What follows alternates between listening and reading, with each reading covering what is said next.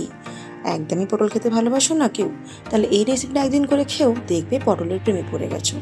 কিন্তু তেমন কিছুই না। প্রথমে এখানে ছানাটাকে নিয়ে নিয়েছিলাম, আলু সেদ্ধ, ময়দা, নুন, হলুদ, জিরে গুঁড়ো দিয়ে ভালো করে মেখে নিয়েছিলাম। মেখে এটা বড়ার আকৃতিতে ভেজে নিয়েছিলাম, তোমরা যে যার মতো শেপ দিতে পারো। তারপরে একটা মিক্সার জারে এখানে পটল, লঙ্কা আর আদাটাকে বেটে নিয়েছিলাম। তারপরে বাটার পরে এখানে আর একটা টমেটো দিয়ে ভালো করে পেস্ট করে নিয়েছিলাম। তারপর কড়াইতে বড়াগুলো ভাজার পরে সেই তেলেই গোটা গরম মশলা, জিরে আর শুকনো লঙ্কা, একটু হিং দিয়ে বেশ কিছুক্ষণ নাড়াচাড়া করে তাতে বাটা মশলাটা দিয়ে দিয়েছিলাম। তারপরে সেটাকে কম আঁচে কষিয়ে এখানে দিয়েছিলাম লঙ্কা গুঁড়ো, হলুদ গুঁড়ো, জিরে গুঁড়ো, ধনে গুঁড়ো, নুন, কাশ্মীরি লঙ্কা গুঁড়ো, চিনি দিয়ে মশলাটাকে বেশ কিছুক্ষণ কষিয়ে নিয়েছিলাম।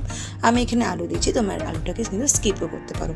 তারপরে জল দিয়ে ফুটিয়ে নিয়েছিলাম। ফোটানোর পরে এখানে বড়াগুলোকে দিয়ে দিয়েছিলাম।